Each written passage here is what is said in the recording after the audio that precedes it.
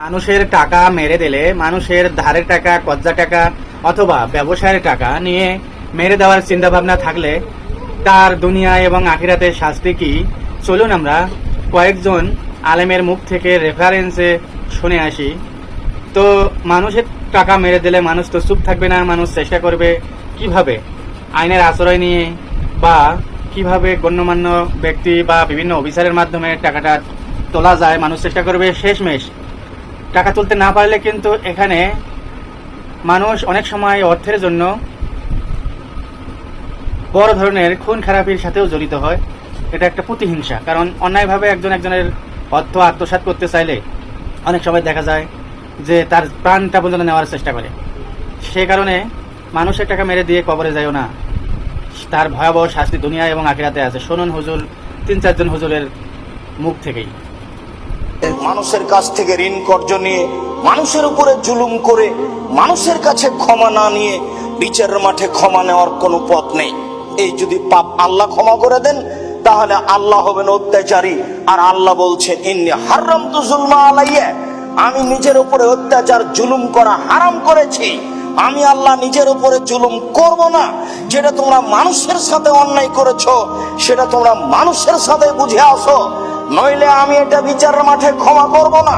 সেইটা মানুষকে তোমাদেরকে নেকি দিয়ে পূর্ণ করতে হবে, তা একাধিক সহিহ হাদিস দ্বারা প্রমাণিত।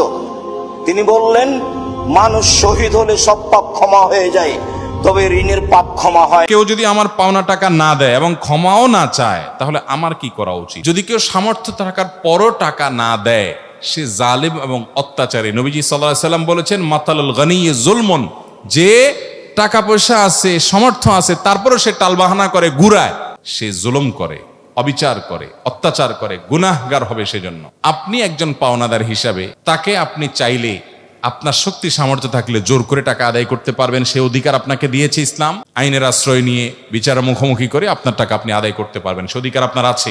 এটা করলে আপনার গুনাহ হবে না। আর যদি আপনি বলেন যে না ঠিক আছে আমি ছেড়ে দিলাম, আমার আশা নেই, মাফ করে দিলাম আল্লাহর জন্য, তাহলে আল্লাহর কাছে আপনি সওয়াব পাবেন। আর যদি আপনি জোর করে আদায় করার ক্ষমতাও নাই, আবার আপনি মাফও করতে চান না কারণ আপনার নিজেরও টাকা দরকার, তাহলে আপনি ঝুলায় রাখতে পারেন। সে যদি কখনো আল্লাহ তাকে হেদায়েত দেয়, সে ফেরত দেয়, দিবে, আর না দিলে কিয়ামতের ময়দানে আমি বুঝে নেব, সে অপেক্ষাও আপনার থাকতে পারে। এটাতে আপনার কোনো দোষের কিছু।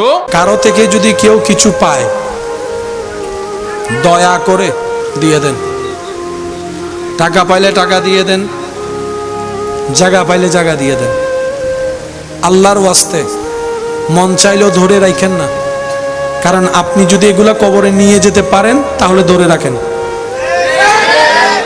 আমি বলছি টাকা আপনাকে নিতে হবে না, শুধু ব্যাংকের এটিএম কার্ড আর চেকটা নিয়ে যান, চেক বইটা নিয়ে যান।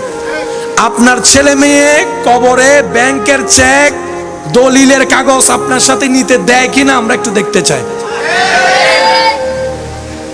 ছেলেকে যদি বলা হয় এটা তোর বাবার অর্জন, দলিল সব দিয়ে দে, ছেলে মেয়ে বলবে দিলে দিতে পারি, কিন্তু এগুলা তুলতে গেলে আদালতে দূরতে দূরতে জুতার তলা ক্ষয় হয়ে যাবে, এই টাইম নাই দেওয়ার কোনো সুযোগ।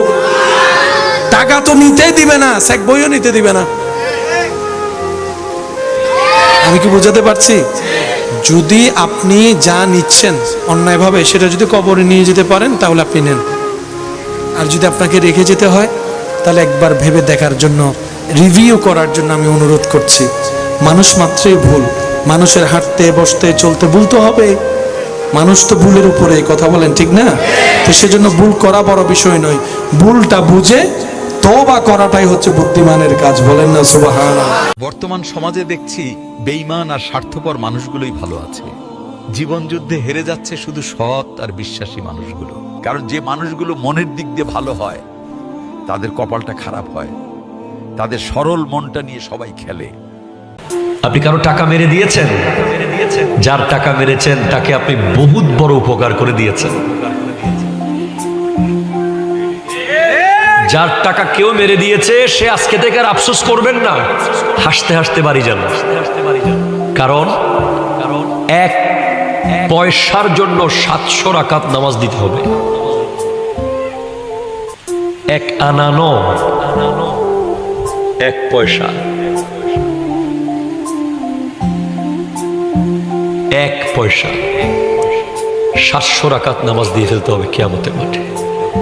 তো আমার 1 টাকা মেরে দিয়ে তুমি 700 রাকাত নামাজ দিয়ে ফেলো, আমার জন্য ভালো, মেরে দাও। ঠিক কিনা জোরে কথা বলেন না? দিতে হবে, কোনো ছাড় নাই।